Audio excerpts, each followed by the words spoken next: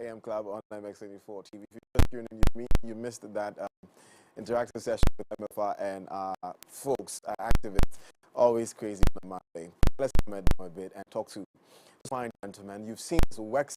I've been following him over the years. Amazing animator. You just watched one of his projects, Louis Appiah. He's the face behind Tales of Nazir. Good morning, sir. Good morning. Welcome. Thank you. It's interesting. I've always wondered who the face behind that interesting animation is, and it's good to have you. It's the first time I'm meeting you. Oh, yeah. It's nice to be here. Animation. Yeah. How did you get into it? I would first have to give props or credit to my former boss, Mr. D. Boss. I was a graphic designer in his company, and he one day just approached me and asked me to animate his logo. Yes, as a graphic designer, I'm a professional graphic designer. That's what I went to school for. And he knew I was not into animation, but he just wanted to throw the challenge. Because, I'm that kind of guy. I just like to take up the challenge. Even though I know I am not able to do it, I still want to take up the challenge. So he came up to me and asked me to animate his logo, and I did it. He gave me 3 months to do it, and I did it within 3 days. So, wait, yeah. in 3 days? Yes. A 3 months project? Yes. So I just knew that it was something I was meant to do. And if you're a graphic designer, I'm sure for the graphic designers watching this, with the design softwares, the interface or the user interface, it's quite similar to the animation softwares or the user interface of the animation softwares. So it was a walk in the park when I had to create the logo and then animate it. So I decided that if I've been able to create this logo, then I can put to life my alter ego character in my head, and yeah, that's what happened. And Nazir is that alter ego? Yes, Nazir is that alter ego. You've always had him? I've always had him since junior high school, back in the class, I was that, the class clown, the troublesome, outspoken person. Yeah, if you're a teacher and you walk into my class, you better have everything right. Interesting. Yeah, so I was that student, and I've always been in my head, for so many years. I could hear him, the way he talks, his mannerism, its ideology, everything. Yeah, so like I said, when I created that character, the logo, I decided to now put life to that into, character. yes, Bring him that to character, life. Nazir, yes. Who's the voice behind it? The voice behind Nazir. Yeah. Very interesting. I've not even noticed it. I'm talking to you and I can't. Yes. Wow. We have to tweak the voice. So we tweak the voice, with the software for him to sound the way he sounds. Yeah. And prior to this challenge that your boss threw at you, you had not done anything animation? No. Rather, I was contracting other local animators to create animated scenes for me because, I wasn't. You weren't bothered to do it. Yeah. Interesting. And a few years down the line, how long has it been now? It's been close to 8 years now. 8 years? Yes. What has the journey been like for you? It's become a very competitive space. We're talking about it. Yes. People like you started very early. know, how does it feel? I'd say the journey has been quite undulating, ups and downs, very challenging. I always say this on, almost every platform that I go, that we were sort of the scapegoats, because, now you turn on the TV and you see animated commercials, for big brands. Yeah. At first, putting the concept before these marketing, executives, it was quite a challenge because they didn't really see the usefulness of animation. Why should we advertise our brands or business with animation? But now it's out there. So I always say where we've been the scapegoats. You understand? And it's been a good journey. It's opened so many doors for me. So and today I'm sitting right before you because of that. And for the sake of the viewers, let's talk about these doors that have been opened for you. You've worked with the likes of Boy. Oh yes, Boy. You've done works for the Sarkodie, the Shatawale. Yes. Tell me. Yes, I've had the privilege, the honor to work with all these household names that you mentioned. Stoneboy, Sarkodie, Shatawale, Samini, the entertainment space. Yes. What about brands? Brands, I've worked with the UNICEF, I've worked with the UNHCR, Xylophone, and that I don't feel safe mentioning. Yes. Yeah. So they're in your cup. Yes. What do you live by certain principles? You're fairly young. You're quite young. not fair. You're quite young. Maybe you don't want to say your age, but I think you're quite young. And 8 years in this industry, you must have gained a lot of experience and knowledge. Yes. Like I said, I started off as a graphic designer, and I was privy to this entertainment space with the help of Yvonne Nelson. Yes. So I was a personal graphic designer. And with that, if you're in the industry space, you tend to know a lot of people through the movie producers. So before or prior to my entry in the animation space, I already had friends in the entertainment space because of my graphic design background or because of my affiliation with Yvonne Nelson. Yeah, so that's how come it was very easy for me to all these household names, participating in my projects. Yes. What did you learn in this process, like 8 years that you've been doing this? What have you learned ultimately today? You didn't know like 8 years ago. First of all, how do I put this? It's deeper than that, but I can just briefly touch on it. Yes. Fame to me is not good. It's not good. Yes. To me, it's not. Are you famous? Would you say your works precede you? Of course. Yeah. Of course. But funny enough, sometimes I walk into places and people know that it's you. Yes. And with that, inevitably, you end up subconsciously hating yourself, your craft, your effort with the numbers or likes on social media, which is not good. Yes, I fell a victim to that. At first, as a graphic designer, I had a fan base of 60, and that was a precious number, to me. Yeah, 60 people, But right from the inception of Nazir, getting 1 million views and thousands of likes and all that.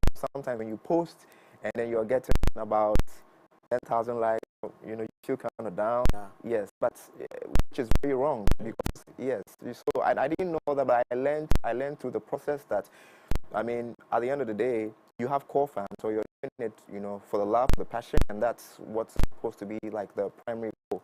You're not supposed to end up validating yourself, your efforts with the numbers, whether they are dwindling or they are increasing, So I've learned that. That's why I said it's quite a deep topic. I'm just going to briefly touch on it. It is deep, and we're talking about this. I remember saying, and that's one that most celebrities struggle with. Exactly. Is the fact that at some point you want a competition, you're the talk of town, you're famous, everybody's talking about your work, and a few years down the line, you can't grasp how people can move on and celebrate other people. And so, like you said, you're validating yourself by those numbers. Exactly. And people are struggling. So, how do you do now? Now I'm free. I'm free spirit. I don't see validation in numbers because I know right from the inception, I know what I can bring. Beautiful. Yes. So for now, I'm a little bit out of space. I haven't been on a TV interview for quite a minute. Yes, I've been getting calls from stations, but I just like to stay behind the scene. I'm working on new projects. I don't want to be influenced by the pressure of social media to put out content. I don't want to rush and just putting out quantity. Yes, I want to rather focus, on putting out quality. Yes, that's why I always like to, elucidate the audience watching me that I don't want to do this out of social pressure. I just want to take my time and then create something. And when Nazir came out, you all loved it. Yeah. You understand? I didn't rush into creating Nazir because I wanted a fan base or a huge following. I created because of the passion, the concept, the love I have for what I do. So basically, I'm a happy person in here right now. Yes. What keeps you moving? What keeps you going? Wake up in the morning. Why do you do things you do? I look at the past glory. I just look at that. I look at how far I've come, and that keeps me going. Yeah, that keeps me going. Or sometimes I turn on the telly and I see new content. I'm like, I think I can do better. Yeah, that keeps me going. Yeah, I wake up and I get messages on my email and DMs. Look, really inspired me. And I'm doing animation because of you today. These things keep me going. Yeah, not the numbers.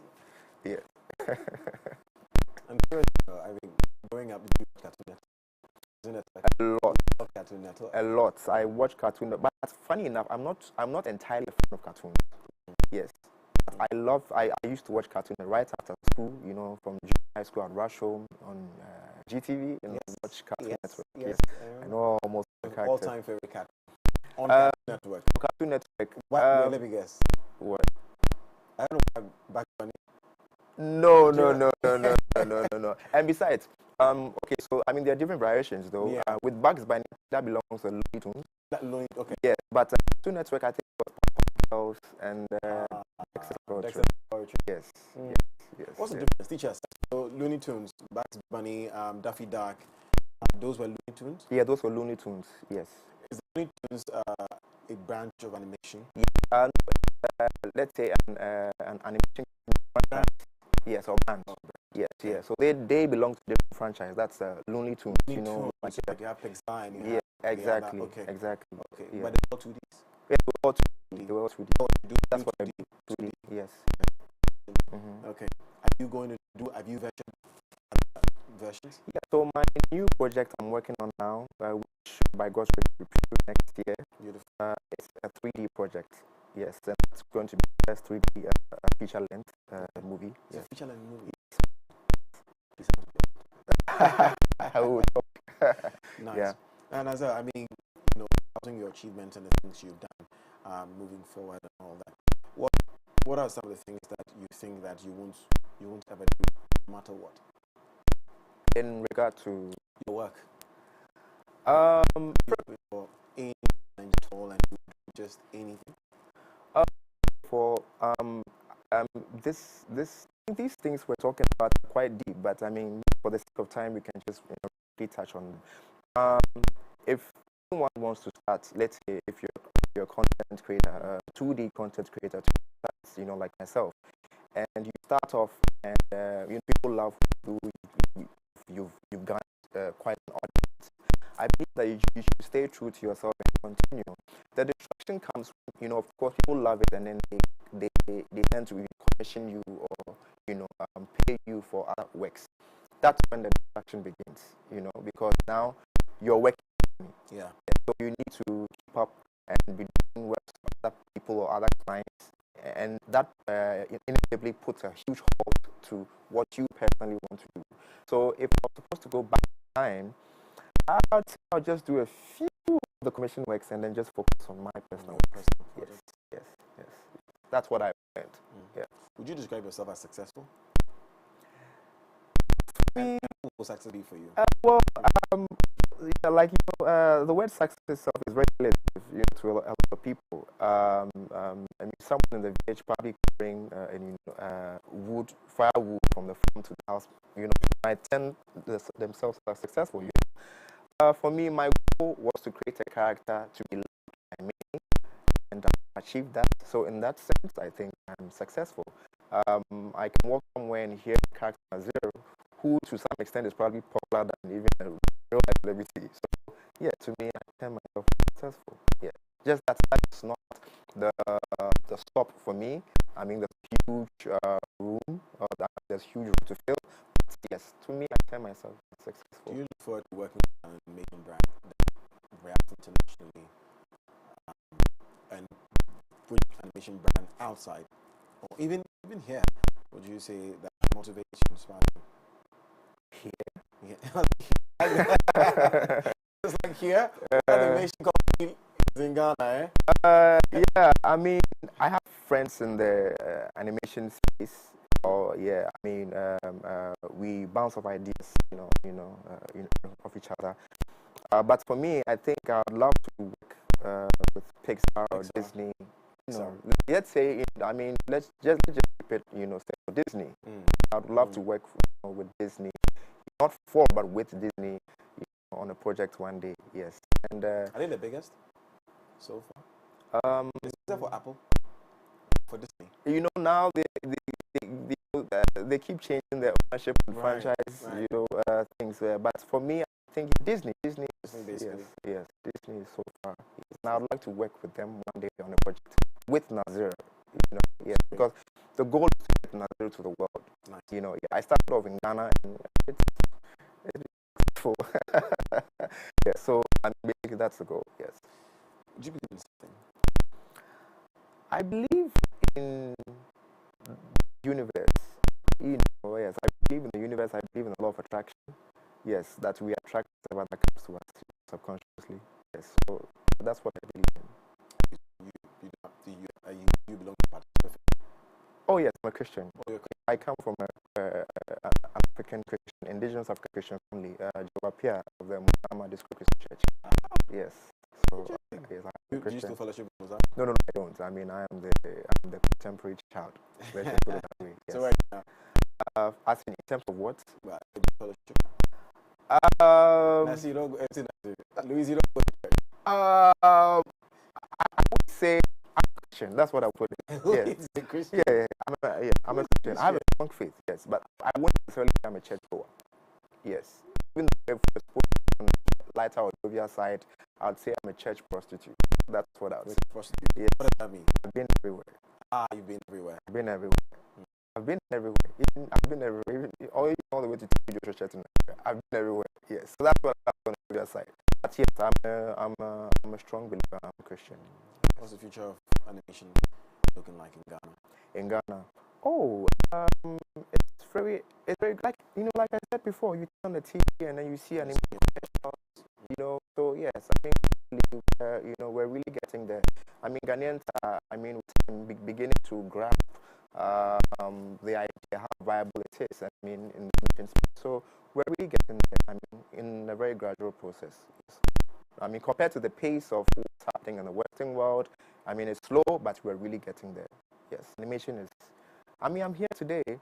I mean, in front of you, talking about animation. Yes, I mean, so many years back, it won't be a thing. It won't be a thing. About this. Absolutely. Yeah, I appreciate you. I feel like the time is so short for us to talk. Yes. So much because I see you want to talk deeper. You want to get into it, but find another time. Yes. Really appreciate your project coming. Next year. Yes, next year. No concrete date yet. Yes, but we're in the finishing phase of it. Friday. Give us a Friday. What is it? Oh, it's basically about a very controversial landlord, with a lot of characters, living in the same compound house, with characters Kofi Kinata, Bosun Piang, Mona for real, yeah. They're paying themselves. They're paying themselves, yes. That's one thing. That's one unique thing about my project. Yes, I mean, any voice you hear is actually present. Yes. You see my one of your no problem. Thank you so much. Wishing you all the best. Thank you. We surely want to follow you on social media and everywhere we go to. Instagram is Tails_of_Nazir. Twitter is Tails_Nazir. Yes. And Facebook is Nazir. YouTube Louis K Studios. That's OUICAGE. Yeah. All right. Louis is behind. I guess a small motivation Monday. I hope that you've been inspired by this episode we had.